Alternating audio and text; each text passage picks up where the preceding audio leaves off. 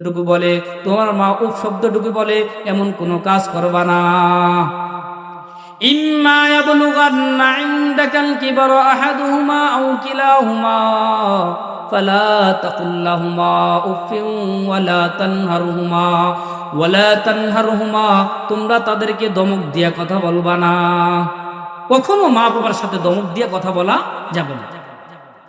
আল্লাহ রাসূল সাল্লাল্লাহু আলাইহি সাল্লাম এক হাদিসের মধ্যে বলেন, মান আহাক্কু বিহিসনি সাহবা ইয়া রাসূলুল্লাহ। আল্লাহ রাসূলকে সাহাবায়ে কেরাম এসে বলেন, ইয়া রাসূলুল্লাহ, আমি দুনিয়ার মধ্যে আমার থেকে সবচেয়ে সুন্দর আচরণ পাওয়ার হকদার কে? আমার থেকে সুন্দর আচরণ পাওয়ার হকদার কে?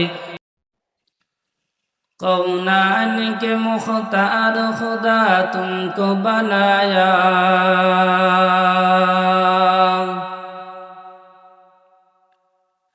कौनान के मुख्तार खुदा तुमको बनाया, उम्मत की निगाहबान खुदा तुमको बनाया,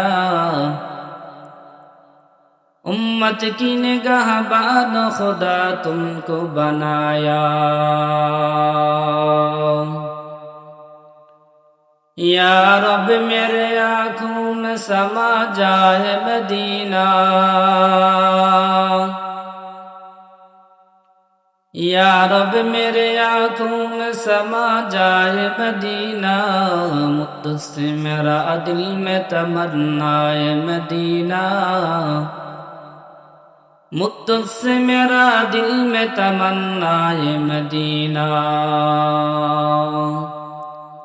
तलवार पकड़ूंगी निकल मैदान आसीर,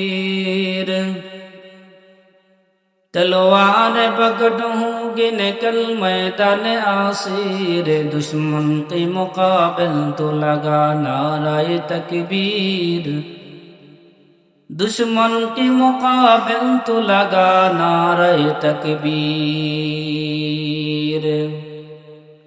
तो मर्द मुसलमान हो, तो मर्द मुसलमान, तो मर्द मुसलमान हो, तो मर्द मुसलमान, एक हाथ में तलवार एक हाथ में कुरान, एक हाथ में तलवार एक हाथ में कुरान।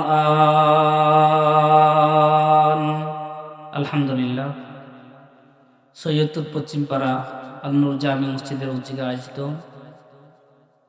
আজকে তাফসীরুল কুরআন মাহফিল, অনেক ওলামায়ে কিরামকে দাওয়াত করেছেন দেশের প্রখ্যাত ওলামায়ে কিরাম সকলে ইনশাআল্লাহ একে একে রাশি বাঁধবেন। আল্লাহ তাআলা আমাদেরকে দ্বীনের নিসবতে, কুরআন ও হাদিসের নিসবতে কিছু কথা শুনবো এবং আমল করব, এই নিয়তে আসার বসার তৌফিক দান করেছেন। এই জন্য সকলে আল্লাহ তাআলার দরবারে শুকরিয়া আদায় করি বলি আলহামদুলিল্লাহ। আল্লাহ তাআলার অসংখ্য রহমত, অসংখ্য দয়া, এই কারণে আজকে আমরা এই মজমাতে আসতে পেরেছি, ঠিক না? প্রচন্ড ঠান্ডা, এই ঠান্ডার মধ্যে আল্লাহ তাআলা আমাদেরকে কবুল করেছেন। মানুষ চাইলে ভালো কাজ করতে পারে না, আল্লাহ যাকে দিয়ে করে সে করতে পারে। কত মানুষ দেখেন রাস্তাঘাটে দোকানপাটে বেহুদা চলাফেরা করতেছে, দোকানে আড্ডায় লিপ্ত, গীবতে লিপ্ত, কিন্তু এই যে জান্নাতের একটা পরিবেশ, জান্নাতের বাগান তৈরি করা হয়েছে, দ্বীনি আলোচনা শোনার একটা স্থান তৈরি করা হয়েছে, এখানে আসার তৌফিক হয় নাই। এই কারণে আল্লাহ তাআলার দরবারে ভালো কাজ করার পরেই শুকরিয়া আদায় করা, আলহামদুলিল্লাহ আল্লাহ আমাকে কবুল করেছেন, ভালো কাজের জন্য আল্লাহ আমাকে কবুল করেছেন। এই কারণে সবসময় শুকরিয়া আদায় করা, আর শুকরিয়া আদায় করলে আল্লাহ তাআলা আপনার নিয়ামত আরো বৃদ্ধি করে দিবেন এবং ভালো কাজ বেশি বেশি করার তৌফিক আল্লাহ তাআলা দিবেন। তো আমি সূরা বনী ইসরাঈলের 23 এবং 24 নম্বর আয়াত তেলাওয়াত করেছি। আল্লাহ যদি তৌফিক দেয় আপনাদের সামনে এর আলোকে কিছু আলোচনা করার চেষ্টা করব। আল্লাহ তাআলা মানুষকে দুনিয়ার মধ্যে পাঠাইছেন, দুনিয়ার মধ্যে পাঠাইয়া বন্দা দুনিয়াতে কেমনে চলবে, দুনিয়াতে কেমনে চলাফেরা করবে, সব আল্লাহ তাআলা কোরআনের মধ্যে বলে দিয়েছেন, ঠিক না? এই আয়াতের মধ্যে আল্লাহ তাআলা দুইটা আদেশ করেছেন। কয়টা আয়াত? দুইটা আদেশ। এক নম্বর আদেশ করেছেন ওয়াকাযা রাব্বুকা আল্লা তা'বুদু ইল্লা ইয়্যাহ। সর্বপ্রথম এক নম্বর আদেশ করেছেন ও বান্দা ইবাদত করবা, বندگی করবা, দুনিয়ার মধ্যে নামাজ পড়বা, রোজা রাখবা। যত ইবাদত হবে, যত গোলামি হবে, একমাত্র আমি আল্লাহর জন্য হবে। কার জন্য? ইবাদত কার জন্য হবে? যত সেজদা হবে একমাত্র আমি আল্লাহর জন্য হবে, নাকি অন্য কোনো মানুষের জন্য? দুনিয়ার মাজারের মধ্যে গেলে দেখা যায় মানুষ শিরিক কত প্রকারে করে, কিভাবে করে। ওই মাইজবান্ডারে কিছুদিন আগে গিয়েছিলাম, মানুষ অহরহর সেজদা করতেছে, কার সামনে মাথা নত করতেছে, অথচ আল্লাহ কি বলেছে যে একমাত্র মাথা নত হবে একমাত্র আমার সামনে, দুনিয়ার কোনো বাচ্চার সামনে নয়, দুনিয়ার কোনো ব্যক্তির সামনে নয়, দুনিয়ার কোনো পীর সাহেবের সামনে নয়, দুনিয়ার কোনো মাজারের মধ্যে নয়, একমাত্র সিজদা হবে আল্লাহর জন্য। কার জন্য? তাহলে মাজারের মধ্যে গিয়ে যে আমরা এইভাবে শিরিক করতেছি, তাহলে আমার ভবিষ্যতে আমার আমল নামা কি আসলে কি যাবে নি কবরের মধ্যে? আমার কি আমল কবুল হইতেছে কিনা সেটা আমরা একবার চিন্তা করছি। ইবাদত হবে একমাত্র কার জন্য? কিভাবে আমরা ইবাদত করব? আল্লাহর ইবাদত আমরা কিভাবে করব? मुसलमान खुदा ताला की इबादत करने की 4 तरीका है। मुसलमान अल्लाहर इबादत करबे 4 पद्धतिर माध्यमे। मुसलमान नामाज पढ़ते हैं, मुसलमान नामाज पढ़बे। मुसलमान रोजा रखते हैं, मुसलमान रोजा रखबे। मुसलमान माल की ज़कात देते हैं, मुसलमान मालेर ज़कात दिबे। मुसलमान हज करते हैं, मुसलमान हज करबे। এই 4 পদ্ধতির মাধ্যমে মুসলমান আল্লাহর ইবাদত করবে। কয় পদ্ধতি? 4 পদ্ধতি। মুসলমান নামাজ পড়বে, মুসলমান রোজা রাখবে, মুসলমান মালের যাকাত দিবে, মুসলমান হজ করবে। এই 4টা পদ্ধতিতে যদি মুসলমান চলাফেরা করে দুনিয়াতে, এগুলা যদি মেনে চলে, তাহলে আল্লাহর জান্নাত পাবে। ইবাদত করার মূল 4টা: নামাজ, রোজা, হজ, যাকাত। এই 4টার মধ্যে যদি আমি আর আপনি একটা ছেড়ে দেই, তাহলে জান্নাত পাবো? কোরআনের মধ্যে আল্লাহর আদেশের মধ্যে একটু কমানো যাবে না, বাড়ানো যাবে না। মাগরিবের নামাজ 3 রাকাত আল্লাহ তাআলা ফরজ করেছেন। আমি যদি কই না আচ্ছা 5 রাকাত পড়ি, 4 রাকাত পড়ি, হবে? আচ্ছা, নামাজ পড়া কি খারাপ নাকি? ভালো, কিন্তু এটা যেটা আল্লাহ নির্ধারণ করেছেন এটা থেকে একটু বাড়ানো যাবে না, আবার কমানো 2 রাকাত পড়লে হবে নাকি? তা আল্লাহ আদেশ যা করেছেন তা করতে হবে, একটু কমানো যাবে না, বাড়ানো যাবে না। তাহলে মুসলমান নামাজ পড়তে হে মুসলমান নামাজ পড়বে। আজকে দেখা যায় মুসলমানের সন্তানেরা নামাজ পড়তে জানে না, মুসলমানের সন্তানেরা নামাজ পড়তে জানে না, নামাজ কিভাবে পড়তে হয় সেটা জানে না, রুকুতে দিয়ে তাসবিহ পড়তে হয় সেটা জানে না, সিজদাতে গিয়ে তাসবিহ পড়তে হয় জানে না, সানা পড়তে হয় জানে না, দুরূদ শরীফ পড়তে হয় জানে না। মুসলমানের সন্তান কিভাবে নামাজ শুদ্ধভাবে পড়তে হয় সেটা জানে না। তাহলে আমি আর আপনি ইমাম সাহেবের সাথে দাঁড়াইয়া শুধু বসলাম উঠলাম, বসলাম উঠলাম, কিন্তু কিছুই পড়লাম না, তখন আমার নামাজ কি আল্লাহর দরবারে কবুল হইবে কিনা? নামাজ তো ঠিক আদায় করি, কিন্তু নামাজ আল্লাহর দরবারে যায় না। যখন কোন ব্যক্তি নামাজের মধ্যে দাঁড়ায়, 4 জন ফেরেশতা একটা পর্দা নিয়ে দাঁড়িয়ে থাকেন, রহমতের একটা পর্দা নিয়ে দাঁড়িয়ে থাকেন। যখন তার সূরা কেরাত সহি শুদ্ধ হয় না, তখন একটা পর্দা একটা কানি একটা ফেরেশতা ছেড়ে দেন। যখন তার রুকু সুন্দরভাবে হয় না, তখন আরেকটা কানি আরেকটা ফেরেশতা ছেড়ে দেন। যখন আপনার সিজদা ঠিক মতো আদায় হয় না, তাসবিহগুলো ঠিক মতো আদায় হয় না, তখন 3 নম্বর ফেরেশতা একটা কানি ছেড়ে দেয়। যখন আপনার বৈঠক দোয়ায়ে মাসুরা, দোয়ায়ে কুনুত, যত কিছু আছে, দুরূদ শরীফ যখন আপনার সহি শুদ্ধভাবে আদায় হয় না, তখন 4 কানি একসাথে করে আপনার নামাজটাকে, আপনার মুখের মধ্যে নিক্ষেপ করে ফেরেশতারা চলে যায়, বলে তোর নামাজ তুই নিয়ে যা, আর আল্লাহর দরবারে নিতে হবে না। ওই যে নামাজের কিছুই হয় না, আমি কিছুই পারি না, কিছুই শিখলাম না, আমার ছেলেকে কিছুই শিখাইলাম না, মাদ্রাসার পাশেও জীবনে যাই না, মুক্তবের কাছেও যাই। দেখা যায় নামাজের মধ্যে দাঁড়াইলে সব ঠিক আছে, আমার নামাজের মধ্যে দাঁড়াইলে বিভিন্ন হিসাব বিকাশ শুরু হয়ে যায়। হয়নি আপনাদের? বিভিন্ন বাজে চিন্তা চলে আসে, ব্যবসার চিন্তা চলে আসে, ব্যবসার যত হিসাব আছে নামাজের মধ্যে এসে মিলায়। দুনিয়াতে কি করবে না করবে সব নামাজের মধ্যে ভাবে। নামাজের মধ্যে মজা পায় না, কি পায় না? নামাজের মধ্যে স্বাদ আছে বাবা, নামাজের মধ্যে একটা মজা আছে। তরকারির মধ্যে যেরকম একটা স্বাদ আছে, মজা আছে, আসেনি? মানুষ তরকারিকে স্বাদ করার জন্য কত কিছু ব্যবহার করে।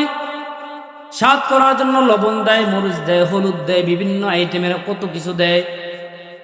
যখন মরিচ দেওয়া হয় না, যখন লবণ দেওয়া হয় না, কিছুই দেওয়া হয় না, তখন তরকারি স্বাদ নষ্ট হয়ে যায়, কেউ খাইতেও চায় না।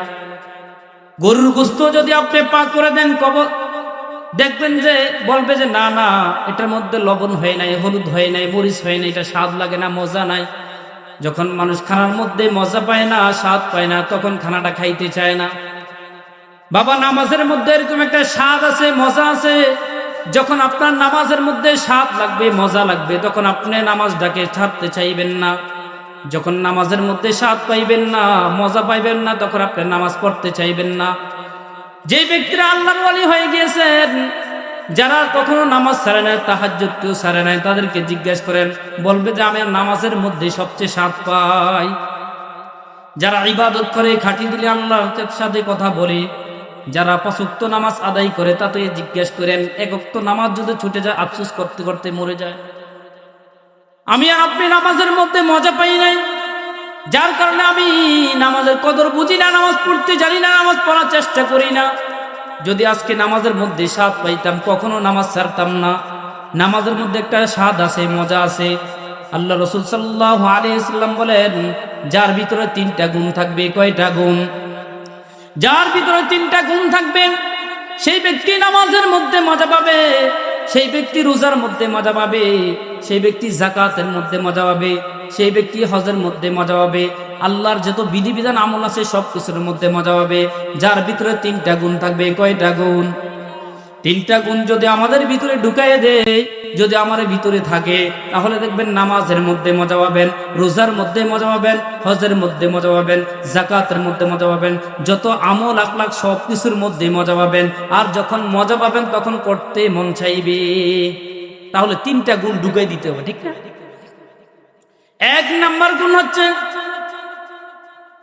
আল্লাহ রাসূল সাল্লাল্লাহু আলাইহি সাল্লাম বলেন, নামাজের মধ্যে স্বাদ পাওয়ার জন্য, রোজার মধ্যে স্বাদ পাওয়ার জন্য 3টা গুণ যার ভিতরে থাকবে, সে স্বাদ পাবে। 1 নাম্বার গুণ হচ্ছে, আল্লাহ এবং রসুলকে নিজের জানের থেকেও বেশি মুহাব্বত করতে হবে। নিজের জানের থেকে কি করতে হবে? আল্লাহ এবং রসুলকে নিজের জানের থেকেও বেশি মুহাব্বত করতে হবে। এখন প্রশ্ন করেন, আমি আর আপনি কি আল্লাহ রসুলকে কি নিজের জানের থেকে মুহাব্বত করি কিনা? ও মুসলমান, যদি নিজের জানের থেকে মুহাব্বত করি, আমি মানি, তাহলে চিন্তা করেন, যে নাস্তিক বেঈমান কুলাঙ্গাররা আল্লাহ রসুলকে নিয়ে গালমন্দ করে, আল্লাহ রসুলকে নিয়ে খারাপ মন্তব্য করে, আল্লাহকে নিয়ে কটূক্তি করে, তখন দেখা যায় আমার ইমানের মধ্যে জজবা আসে না।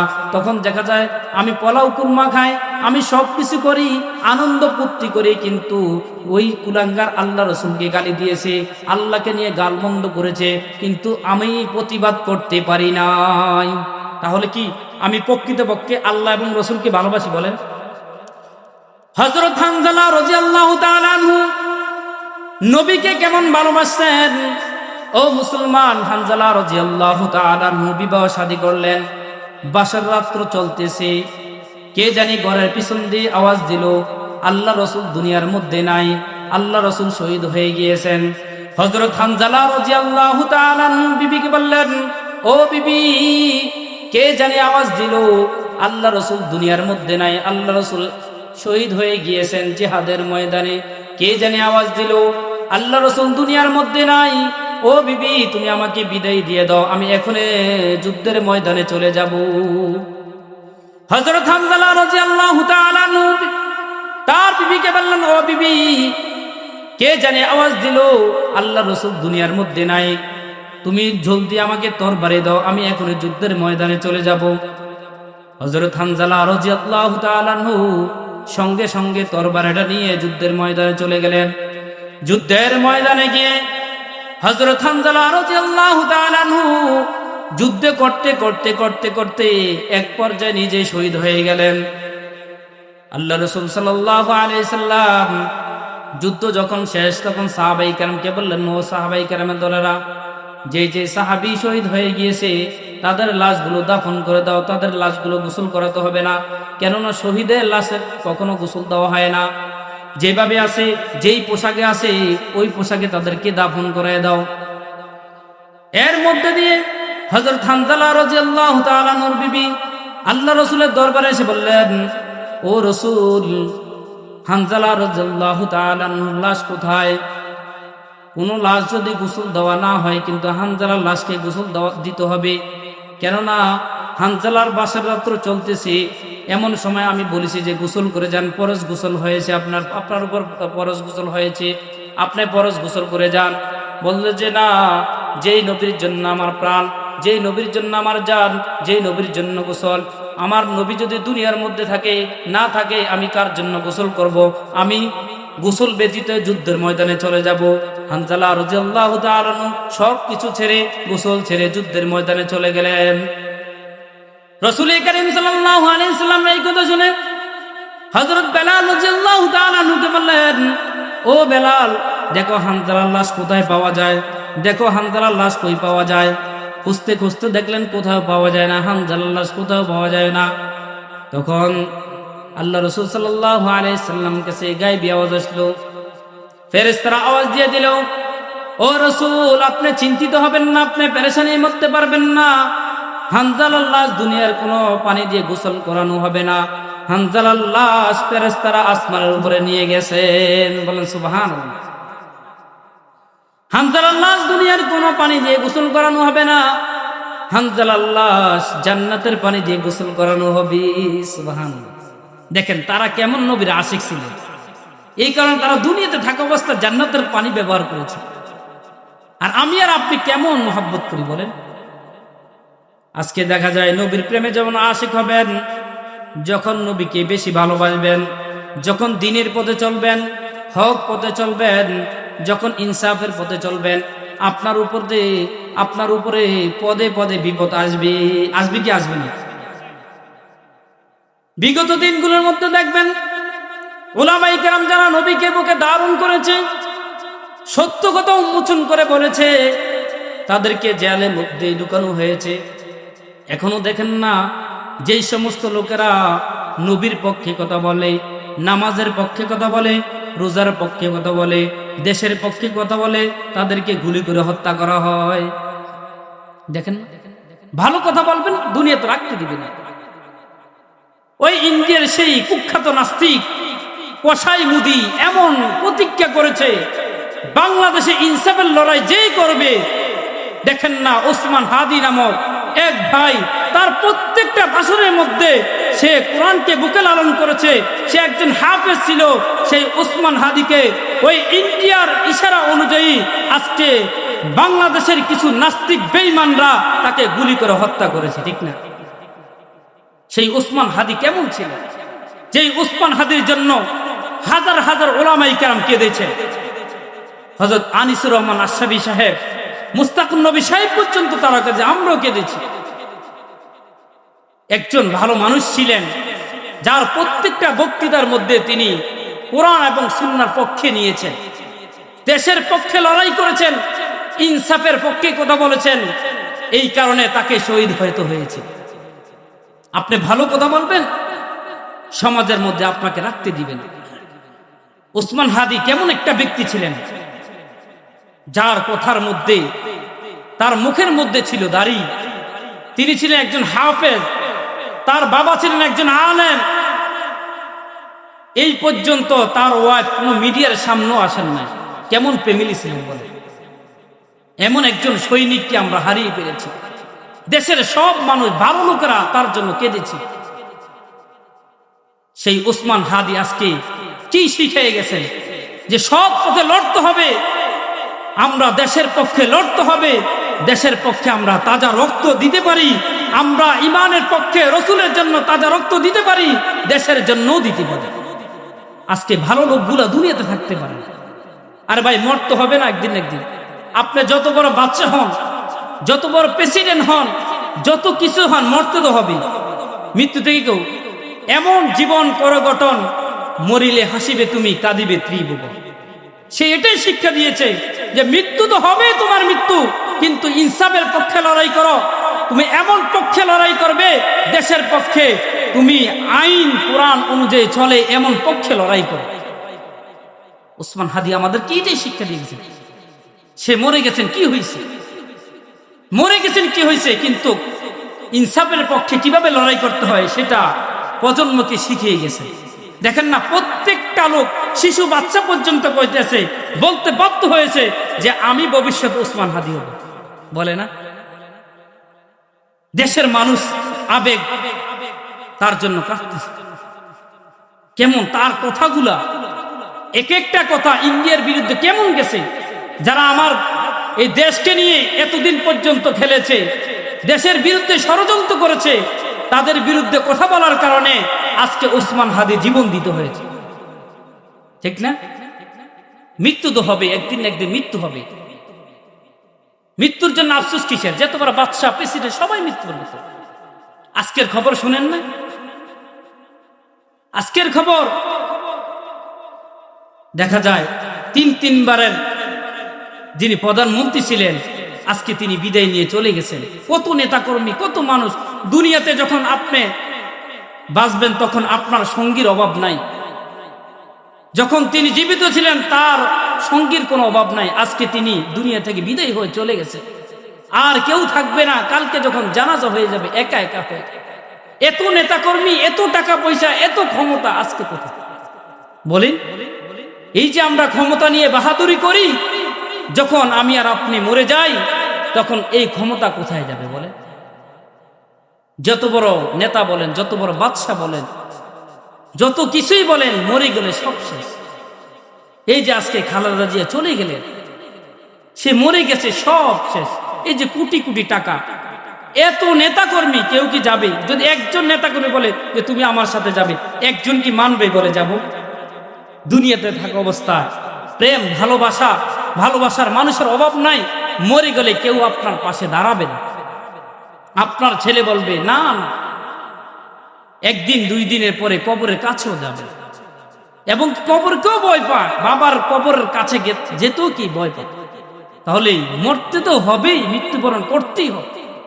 মৃত্যু থেকে কেউ কি কুল্লু নাফসিন যায়িকাতুল মাউত সুম্মা ইলাইনা তুরজাউন। মওত কাসিম কুল্লু নাসিন শারিবু, মওত কাসিম কুল্লু নাসিন শারিবু, কবর বাইতিন কুল্লু নাসিন দাখিলু। কদম সুয়ে মারকদ নজর সুয়ে দুনিয়া, कदम सुए मरकद नजर सुए दुनिया। जिधर देखता है उधर तू ही तू है, जिधर देखता है उधर तू ही तू है। ও বাবা, মৃত্যু একদিন না একদিন হবেই হবে মৃত্যু। মানুষের কদম চলতেছে তো কবর দিকে, মানুষের দেন খেয়াল রয়েছে সৌন্দর্য, দুনিয়ার চাকচিক্য সৌন্দর্যের দিকে। যখন আপনি একটা কাজ সামনে অগ্রসর হচ্ছেন, একটা সময় আপনার অতিবাহিত হয়ে গিয়েছে, একটা কাজ আপনাকে কবরের দিকে আগাই নিয়ে যাচ্ছে। একটা মিনিট চলে গেছে তো একটা মিনিট কবরের দিকে আগাই নিয়ে যাচ্ছে। মানুষের কদম চলতেছে তো কবরের দিকে, মানুষের দেন খেয়াল হচ্ছে দুনিয়ার চাকচিক্য সৌন্দর্যের দিকে। কেউ একতলা বাড়ি করেছে, আমি 2 তলা বাড়ি করতে হবে। কেউ একবার প্রধানমন্ত্রী হয়েছে, আমি 2 বার প্রধানমন্ত্রী হবে। আজ কেউ প্রেসিডেন্ট হয়েছে, আমি মন্ত্রী হতে হবে। কেউ মেম্বার হয়েছে, আমি চেয়ারম্যান হতে হবে। এই নিয়ে মানুষের লড়াই চলতেছে দুনিয়ার মধ্যে, ঠিক না বেঠিক? কেউ কবরে চিন্তা করে না।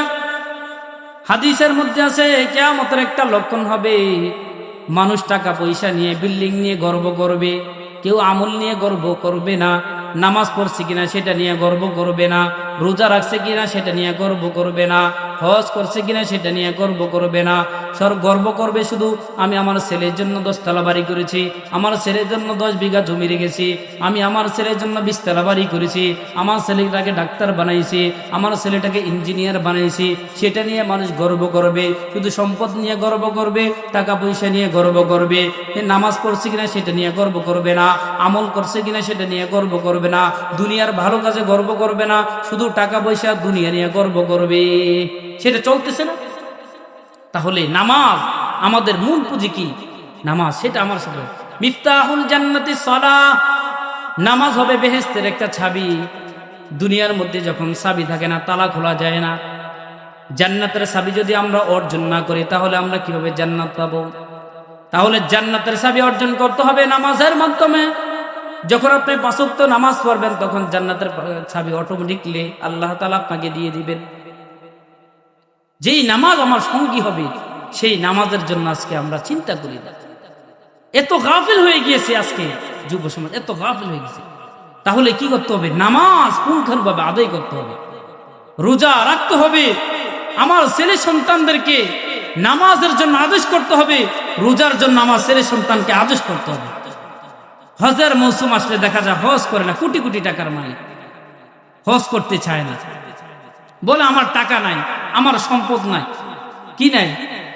আমার ছেলেদেরকে ভাগ করে দিচ্ছে। এতদিন কোটি কোটি টাকা থাকে, যখন হজের কথা বলা হয় তখন হুজুর আমার কি টাকা আছে না?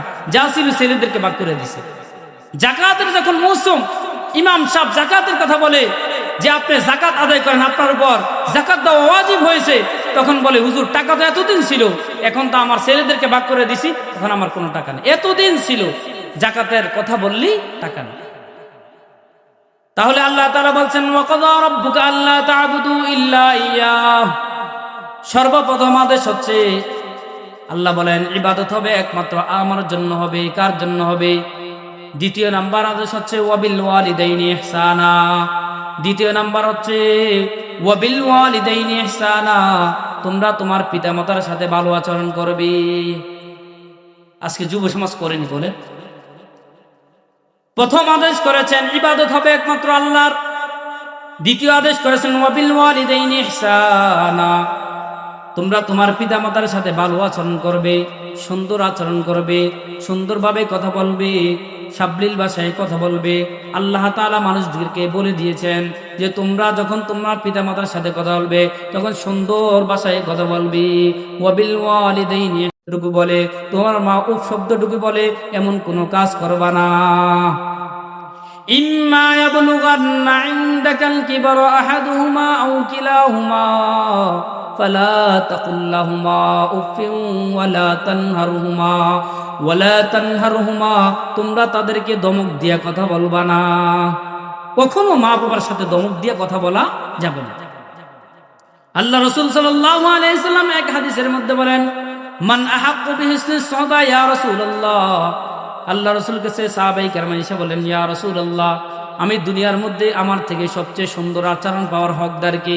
আমার থেকে সুন্দর আচরণ পাওয়ার হকদার কে? রাসূল করিম সাল্লাল্লাহু আলাইহি সাল্লাম বলেন ক্বালা উম্মুকা, তোমার মা তোমার থেকে সবচেয়ে সুন্দর আচরণ পাওয়ার হকদার। সাহাবায়ে কেরাম আবার প্রশ্ন করলেন ইয়া রাসূলুল্লাহ, তারপর কে আমার থেকে সবচেয়ে সুন্দর আচরণ পাওয়ার হকদার? রাসূল করিম সাল্লাল্লাহু আলাইহি সাল্লাম বলেন ক্বালা উম্মুকা, তোমার মা তোমার থেকে সবচেয়ে সুন্দর আচরণ পাওয়ার হকদার। সাহাবায়ে কেরাম আবার প্রশ্ন করলেন সুম্মা ইয়ুন, তারপর কে? রাসূল করিম সাল্লাল্লাহু আলাইহি সাল্লাম বলেন ক্বালা উম্মুকা, তোমার মা। তিনবার মার কথা বলেছেন যে সবচেয়ে সুন্দর আচরণ পাওয়ার হকদার, তিনবার মার কথা বলেছে। কয়বার? সাহাবায়ে কেরাম আবার প্রশ্ন করলেন ইয়া রাসূলুল্লাহ সুম্মা ইয়ুন, তারপর কে? রাসূল করিম সাল্লাল্লাহু আলাইহি সাল্লাম বললেন ক্বালা আবুকা, তারপরে তোমার পিতা। রাসূল করিম সাল্লাল্লাহু আলাইহি সাল্লামকে আবার সাহাবায়ে কেরাম প্রশ্ন করলেন ও রাসূল তারপর কে? বলেন ক্বালা আদনাকা আদনা, তারপরে তোমার প্রতিবেশী আত্মীয় স্বজন যারা আছে তারা। তাহলে তিনবার মার কথা বলেছেন। কয়বার? 3বার মার কথা বলেছেন। কেন বলেছেন? কোরআনের মধ্যে পাওয়া যায় 3টা কারণে আল্লাহ রাসূল সাল্লাল্লাহু আলাইহি সাল্লাম 3টা কারণে 3বার মার কথা বলেছেন। 1 নাম্বার হচ্ছে মা সন্তানকে গর্ভের মধ্যে রাখে না। 1 দিন নয়, 2 দিন নয়, 10 মাস 10 দিন পর্যন্ত সন্তানকে গর্ভের মধ্যে রাখে। ও মুসলমান, যখন আপনি আর আমি গর্ভের মধ্যে থাকি তখন মাকে কত কষ্ট যায়। যখন লাথি দেই বুকটা পেটে যায়, কলজাটা পেটে যায়, মা কাতরাইতে থাকে, গড়াইতে থাকে, হায় রে সন্তান আমাকে পেটের মধ্যে থাকা অবস্থায় কত কষ্ট দিয়েছে। যখন আপনার মার কলিজার মধ্যে যখন লাথি মারেন তখন মার কলজাটা পেটে যায়, যখন বুক ব্যথা শুরু হয়ে যায় তখন গড়াইতে থাকে, বিছনার ওই কোণা থেকে এই কোণা পর্যন্ত গড়াইতে থাকে। তারপরে বল না যে আমি সন্তানকে নষ্ট করে দিব, তারপরে বলে যে সন্তান সুন্দরভাবে আসুক, সন্তানটা সুস্থ মতো আসুক, সন্তানটা যেন সুন্দরভাবে দুনিয়াতে মধ্যে আসে। তারপরও মা যখন সন্তানটাকে যখন কাছের মধ্যে পায়, যখন কোলের মধ্যে আনে, তখন সব ব্যথা সব দূর হয়ে যায়। কত কষ্ট দেয় আমি আর আপনি। তাহলে প্রথম হচ্ছে কি, আমরা আমাদের মা আমার জন্য প্রথম কষ্ট করে আমাকে গর্ভের মধ্যে রাখে, একদিন নয়, 2 দিন নয়, 10 মাস 10 দিন পর্যন্ত। দ্বিতীয় নাম্বার হচ্ছে মা সন্তানকে প্রসব বেদনা সহ্য করে সন্তানকে জন্ম দেয়। পৃথিবীর কোনো বাবা পারে না, পৃথিবীর কোনো মানুষ পারে না, পৃথিবীর কোনো ব্যক্তি পারবে না। সন্তান প্রসব করাইতে একমাত্র মা পারে, ঠিক কিনা? দ্বিতীয় নাম্বার কষ্ট হচ্ছে মা সন্তান এই প্রসব বেদনা সহ্য করে, সন্তানের প্রসব বেদনা সহ্য করে সন্তানকে জন্ম দেয়। 3 নাম্বার কষ্ট হচ্ছে মা সন্তানকে দুধ পান করায়, একদিন নয়, 2 দিন নয়, 2 বছর পর্যন্ত সন্তানকে দুধ পান করায়। এই 3টা অতিরিক্ত কষ্ট করে, এই কারণে 3বার মার কথা বলেছেন। 3টা কষ্ট কি কোনো বাবা পারবে বলেন? কোনো বাবা কি সন্তানকে পেটে নিতে পারবে, জন্ম দিতে পারবে? কোনো বাবা পারবে না, কোনো ব্যক্তি পারবে না, কোনো কেউ পারবে না, একমাত্র মা পারে। এই কারণে মার কথা বলেছে। এই কারণে ও যুবক শ্রেণীরা, তোমরা কখনো মা বাবার মনে কষ্ট দিবা না। দুনিয়ার চলা অবস্থায়, দুনিয়ার যে কোনো চলার মধ্যে যেন মা বাবা কষ্ট না পায়। দেখা যায় আজকে যুবকরা যখন বিবাহ শাদী করে বিদেশ চলে যায়, যখন টাকা পয়সার মুখ দেখে, যখন বন্ধু বান্ধবের মুখ দেখে, বন্ধু বান্ধবের সাথে চলাফেরা শুরু করে, যখন বিবির পরামর্শ নেওয়া শুরু করে, বিবির পরামর্শ নিয়ে দেখা যায় কত যুবক মা বাবাকে ত্যাগ করে দেয়। মা বাবার সাথে কোনো সম্পর্ক রাখতে চায় না, মা বাবার কথা শুনতে চায় না, মা বাবার সাথে কোনো আলাপ আলোচনা করতে চায় না, মা বাবাকে দেখতে পারে না। কত যুবক ভাই আছে বিদেশে ঘুরতে যায়, লক্ষ লক্ষ টাকা খরচ করে বাবা তাকে বিদেশের জমিনে পাঠাইছেন। যদি লক্ষ টাকা খরচ না করত, সে বিদেশের মুখ দেখতো না। দেখা যায় বিদেশের মধ্যে গিয়ে বিবির পান্দ পরে, বন্ধু বান্ধবের পান্দ পরে। আজকে দেখা যায় কত যুবক শ্রেণীরা মা বাবার কাছে টাকা পাঠাইতে চায় না, মা বাবার সম্পর্ক রাখতে চায় না, মা বাবার সাথে যোগাযোগ করে না। সমাজের মধ্যে এমন যুবক আছে না নাই? কত যুবক মায় আছে বিদেশের জমিনে যাওয়ার পরে বন্ধু বান্ধবের চক্রান্তের মধ্যে পইরা, বিবির চক্রান্তের মধ্যে পইরা মা বাবার সাথে সম্পর্ক রাখে না। বলে যে না, আমার বিবি সবচেয়ে আপন, কেননা বিবি আমাকে ভালো পরামর্শ দেয়। বলে যে বাবাকে টাকা দিবা না, মাকে টাকা দিবা না, যত টাকা আছে তোমার অ্যাকাউন্টে রাখো, নয়তো আমার অ্যাকাউন্টে রাখো, আর কেউকে দিবা না। বাবাকে দিলে বাবা সে খেয়ে ফেলবে, মাকে দিলে মা শেষ করে দিবে, তোমার অ্যাকাউন্টে রাখো। যদি বিশ্বাস না হয়, আমার অ্যাকাউন্টে বিশ্বাস না হলে তোমার অ্যাকাউন্টে রাখো, তারপরও বাবা মাকে দিবা না। দেয়নি পরামর্শ। যুবক বলে যে আর ভালো পরামর্শ, হ্যাঁ, আমার ভবিষ্যৎ গড় করার জন্য, বাড়ি করার জন্য, অথচ বাবা অসুস্থ, কাতরাইতেছে বিছানায়। বাবা চিন্তা করে, হায় রে, সন্তানকে কত কষ্ট করে মানুষ করলাম, লক্ষ লক্ষ টাকা ঋণ করে সন্তানকে বিদেশের জমিনে পাঠাইলাম। আজকে সন্তান দেখা যায় টাকার মুখ দেখা, বিদেশের মুখ দেখা সন্তান আজকে কি করছে, আজকে আমাকে ছেড়েছে। ও যুবক, বৃদ্ধাশ্রমে যদি যাও দেখবা কোন ওলামাই কেরামে মা বাবা বৃদ্ধাশ্রমে পাওয়া যায় না। কোন হাফেজে কোরআনের বাবাকে বৃদ্ধাশ্রমে পাওয়া যায় না। কোন আলেমের মা বাবাকে বৃদ্ধাশ্রমে পাওয়া যায় না। বৃদ্ধাশ্রমে গিয়ে দেখেন যত মানুষ দেখবেন, সব দেখবেন ইঞ্জিনিয়ার আর ডাক্তারদের মা বাপ। দুনিয়ার সন্তানকে আপনি কোরআনী শিক্ষা দেন না, দুনিয়ার সন্তানকে জাগতিক শিক্ষায় শিক্ষিত করেন, ইংলিশ মিডিয়ামে পড়ান, ডাক্তার বানান, ইঞ্জিনিয়ার বানান। দুনিয়ার ছেলেটাকে ডাক্তার বানানোর স্বপ্ন দেখেন, ইঞ্জিনিয়ার বানানোর স্বপ্ন দেখেন। বলেন যে আমার ছেলে যদি ডাক্তার হয়, আমার ছেলে যদি ইঞ্জিনিয়ার হয়, 2 লাখ টাকা বেতন পাবে। আমার ছেলে যদি ডাক্তার হয় প্রতিদিন 1-1.5 লাখ টাকা করে সেই ব্যক্তি ইনকাম করতে পারবে, এই কারণে ছেলেটাকে মাদ্রাসায় পড়ায় না। বলে না না, হুজুরদের বেতন হবে 5,000 10,000 টাকা, এই 5,000 10,000 টাকা দিয়ে আমার ছেলে সন্তান করবে কি? বলে না, সন্তানকে মাদ্রাসার মধ্যে পড়ায় না। বলে এই কম টাকা দিয়ে আমার সন্তান কি করবে? যদি ডাক্তার হয়, ইঞ্জিনিয়ার হয়, উকিল হয়, ব্যারিস্টার হয়, তাহলে তো আমার সন্তান লক্ষ লক্ষ টাকা কামাই করবে। দেখা যায় সন্তানকে আলেম বানায় না, সন্তানকে দেখা যায় হাফেজ বানায় না। ওই মা বাবা দেখা যায় এক সময় ছেলেকে ডাক্তার বানায়, ইঞ্জিনিয়ার বানাইয়া দেখা যায় বৃদ্ধাশ্রমের মধ্যে পড়ে পড়ে কাঁদে। ঠিক নেই? বৃদ্ধাশ্রমের মধ্যে দেখা যায় কোনো হাফেজে কোরআনের মা বাবা পাওয়া যায় না, কোন ইমাম সাহেবের মা বাবা পাওয়া যায় না। যত ডাক্তার ইঞ্জিনিয়ার আছে তাদের মা বাবাই দেখেন বৃদ্ধাশ্রমে পাওয়া যায়। আপনার ছেলেটাকে ডাক্তার বানাইলেন, ইঞ্জিনিয়ার বানাইলেন, সেই ব্যক্তি তার স্ত্রী নিয়ে শহরে চলে গেল। দেখা যায় মাস কি মাস, বছর কি বছর, মা বাবার খবর নেয় না। ওই ব্যক্তি চাকরির নিশানা নিয়ে স্ত্রী নিয়ে ঘুরতেছে। হ্যাঁ, চাকরির নিশানা নিয়ে যেখানে চাকরি সেখানে চলে যায় বিবিকে নিয়ে, কিন্তু মা বাবাকে নেয় না। তো ঝামেলা হচ্ছে, মা বাবা তো কি করবে? এগুলো বুড়ো হয়ে গেছে, ঝামেলা নিবে কে? তখন কয় বৃদ্ধাশ্রম, সুন্দর জায়গা বৃদ্ধাশ্রম, সেখানে অসুস্থ হোক, পচে যাক, গলে যাক, সেখানে গলো। তাহলে আপনার ছেলেকে ডাক্তার বানাইলেন, ইঞ্জিনিয়ার বানাইলেন, লাস্ট পর্যায়ে আপনাকে বৃদ্ধাশ্রমে নিলে। আর ছেলেকে যদি আলেম বানান, ও মুসলমান, কিয়ামতের ময়দানে আপনার এই ছেলে, যেই ছেলেকে ডাক্তার বানাইলেন, যেই ছেলেকে ইঞ্জিনিয়ার বানাইলেন, সেই ছেলে কিয়ামতের ময়দানে আপনার বিরুদ্ধে মামলা দিবে। আপনার ছেলেকে কোরআন পড়াইলেন না, মাদ্রাসায় পড়াইলেন না, এই ছেলে বলবো, আল্লাহ ও মালিক, দুনিয়াতে থাকা অবস্থায় তো বুঝতাম না, দুনিয়াতে থাকা অবস্থায় তো জানতাম না নামাজ না পড়লে কি ক্ষতি, কোরআন না শিখলে কি ক্ষতি, কোরআন না পড়লে দুনিয়াতে সুন্দরভাবে চলতে পারতাম না, সেটা তো জানতাম না।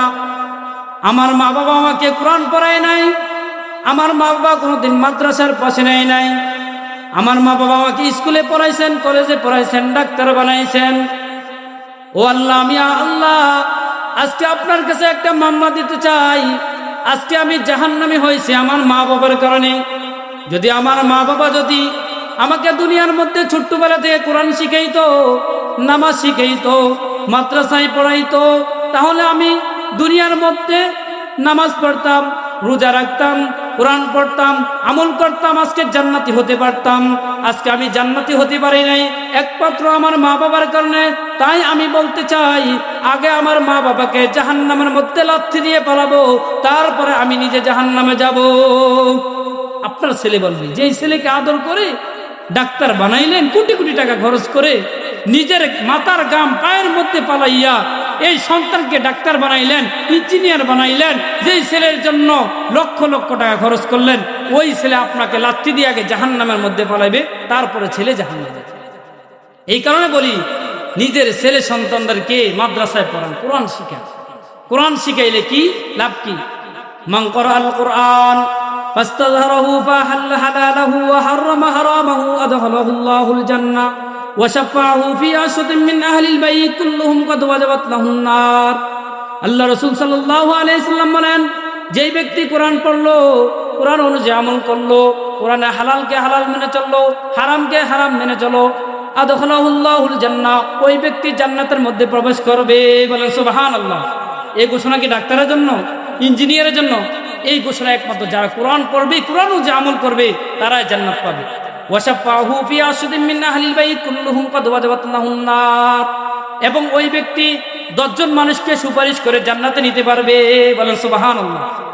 হাফেজ আলেম তারা নিজেও জান্নাতে যাবে এবং 10 জন মানুষকে সুপারিশ করার জন্য সেই ক্ষমতা আল্লাহ তাআলা দিয়ে দিবে। তাহলে আমার ছেলে সন্তানকে আলেম বানাইলে ফায়দা আছে না? ফায়দা আসেনি? এই কারণে আপনার ছেলে সন্তানকে আলেম বানাইবেন, ঠিক কিনা? নাতিটাকে আলেম বানাইবেন। কে কে আলেম বানাবেন? হাত তোলেন। আল্লাহ তাআলা আমাদের সকলকে এই কথাগুলোর উপর আমল করার তৌফিক দান করুক। ওয়া আখিরু দাওয়ানা আলহামদুলিল্লাহি রাব্বিল আলামিন। আসসালামু আলাইকুম ওয়া রাহমাতুল্লাহি ওয়া বারাকাতুহু।